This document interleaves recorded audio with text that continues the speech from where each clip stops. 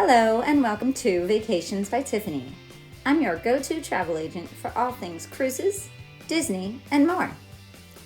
In this episode, I'm taking you to Conservation Station at Rafiki's Planet Watch in Disney's Animal Kingdom and showing you all of the neat things you'll find there. When you first walk into Animal Kingdom, right from the start, you can see animals just like this Barbaroussa, who had just woken up from a nap. Yes, there are a lot of animals to see, but there's a lot of other things to do in this park too. Little something for everyone in your group. We start in the Africa section of the park where we board the Wildlife Express train.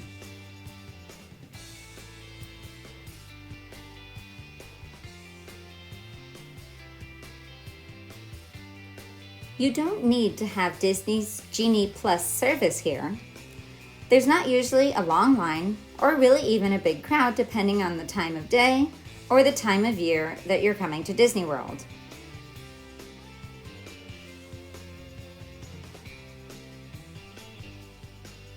If you haven't been to Walt Disney World before or haven't been in a while, now would be a great time to visit because they're celebrating their 50th anniversary with new things happening in all four parks and around the resorts.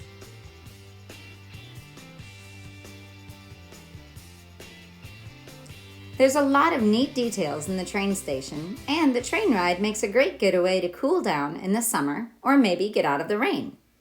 For me personally, it's a fun and relaxing break in the day. When the train arrives, everyone gets on, but right from the start you'll notice that this is a unique train in that you sit sideways. This is because while you ride out to Rafiki's Planet Watch, you'll see and hear all about the behind-the-scenes magic that it takes to care for the different animals here. A huge staff works around the clock to ensure all of the wildlife are happy and healthy. They also are constantly learning from their habits and lifestyles. As you venture through a very lush jungle area, you'll find a lot of things to see and do along the way.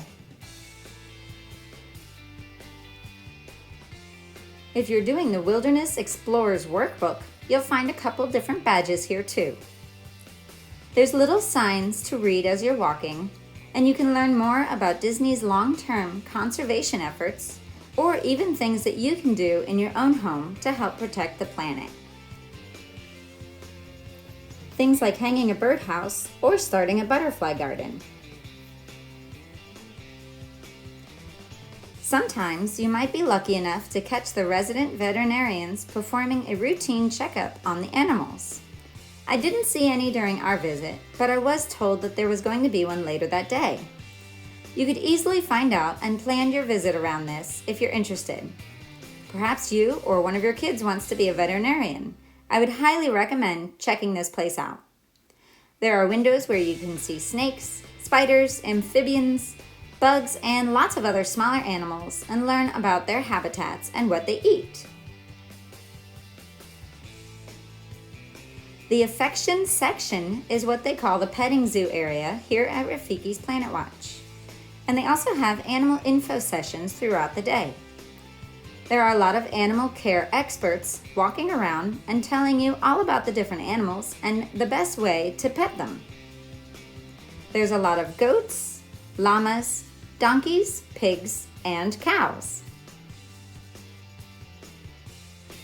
You'll also find some shopping opportunities where you can buy shirts, puzzles, pins, stuffed animals, and sodas and snacks.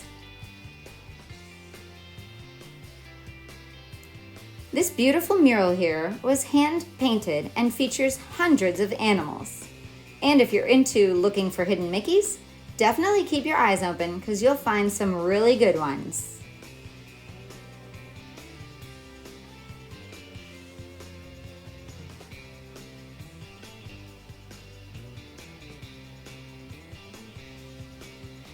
One of my favorite things to do here is the animation experience classes that you can take. Each session is a different character who is inspired by a real animal here at the Animal Kingdom. From the beginning of the Disney Animation Studios, Walt Disney would bring in live animals for the artists to study and draw while they made movies like Bambi and The Jungle Book. That tradition continues today on movies like Princess and the Frog and Raya and the Last Dragon. During my visit, we got to draw Pumbaa from The Lion King and learned a little about the warthogs that live at Animal Kingdom.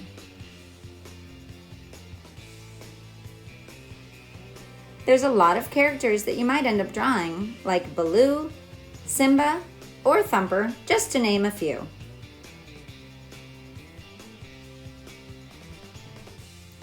Now we take the train back into the Harambe train station, to the rest of the park and to continue your day at Animal Kingdom.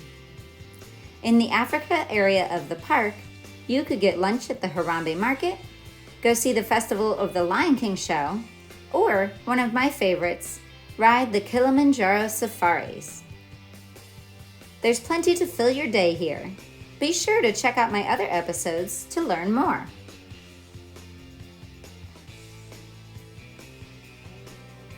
Thank you very much for watching. Please subscribe and visit vacationsbytiffany.com to plan your next vacation. See you next time.